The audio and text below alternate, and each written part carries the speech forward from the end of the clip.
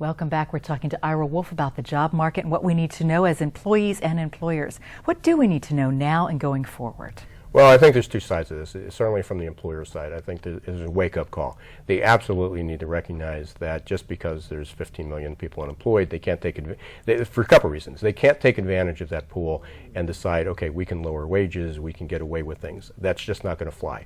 Because there's other businesses that are going to be very competitive, and there's certainly, we want to give people job opportunities, but from an employer standpoint, the talent pool is going to be more competitive, and as we enter into recovery and as business does get better, it's going to be tougher and tougher to find people, as we gave an example earlier about the literacy. Right. There's certainly a lot of people willing to work and ready to work mentally, but not with the skills.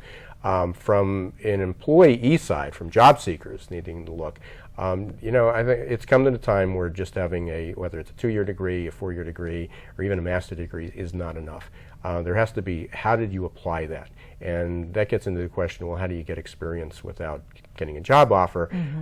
There are internships, there's apprenticeships, or instead of looking to get a higher degree, or instead of looking at a 4-year degree and looking to say, okay, if I get a master's, I'll get a job, is looking back and saying, what are some other programs? What about communication? What about IT? What are some software skills? What are some skills that I can bring to the table right now? Now, that may not carry you through an entire career, but they need skills in addition to just having that degree. From an employer side, I'll flip back. There's been a lot of articles about this, and it certainly fits my book, The Geeks and the Geezers.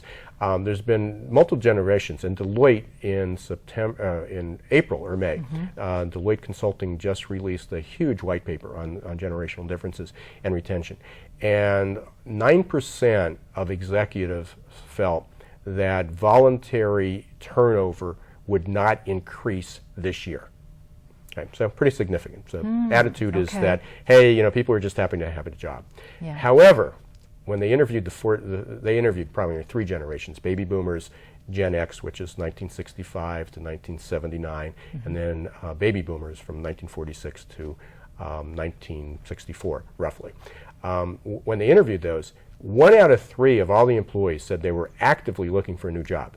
9% of executives said, no, they're happy to have one. They're listening to the other people. And some of those people that are happy to have a job, unfortunately, don't have anywhere to go. I mean, some are highly qualified people. They're happy where they are. They may love the community they're in, and they're not willing to job hop. But 1/3 of the people said they're actively looking for a job. Wow. Now, when you looked at baby boomers, that level dropped. They were happy to have a job. They want to just continue working. When you looked at Gen Y, which is the youngest group, born roughly 1980 or later, they were saying that they wanted a job, first of all. They also wanted good wages, but something to live on. They were interested in benefits, but they wanted job advancement. So they're the playing field being level. Wages are level, benefits are about the same. If they got a job and there was another job that gave them a better opportunity for not only advancement, but a variety, kind of versatility of learning those different skills that we talked about, they'll jump for it. Okay. So, and there was 55% of Gen Y said given the opportunity they'd leave, but only 9% of executives said that's going to happen. Now, it's also the highest Gen Y jobless rate we've had in a long time, so there's a lot of them unemployed. When you went to Gen X, it changed a little bit. They wanted compensation and benefits too, but they were looking for advancement. They were looking for improving their skills. So while Gen Y was saying, we're looking for jobs, Gen X said, we'll stay, but we're looking to improve our skills. And over the last 2 years, training and development went belly up. I mean, people just cut their budgets and didn't do that. So they also are looking, not at the same rate, because some of them have families and they have homes, a little bit older, kind of 35 to 45-year-olds. So they have homes, they got mortgages, they just can't pick up and move, and for a number of reasons. But they're still willing to leave. They're still looking. When you got to the baby boomers, it actually changed what they were looking for. They weren't looking for they were looking for some compensation. They still want benefits, but they were looking for leadership. They were looking to know that they had a job for a while and that the company was going to continue, and they wanted to work for a strong company. So when it comes to employers, understand that whatever carrot you're going to dangle out there, that you're going to reach different audiences. And the other thing is, if there is no carrot because you think that there's all these people and they're just going to be grateful to come to work and have a great job, they are really fooling themselves. And that's part of the issue. There's a bit of a wake-up call going from the employers. From the employees and the job seekers, don't be greedy. And I think Gen X and Gen Y, kind of the younger population, sort of realize that. But there's a whole new game in work ethic. It's not even work ethic. They have a good work ethic, but they're not looking at, well, if I invest in you and I hire you now, are you going to stick with me for 5 years?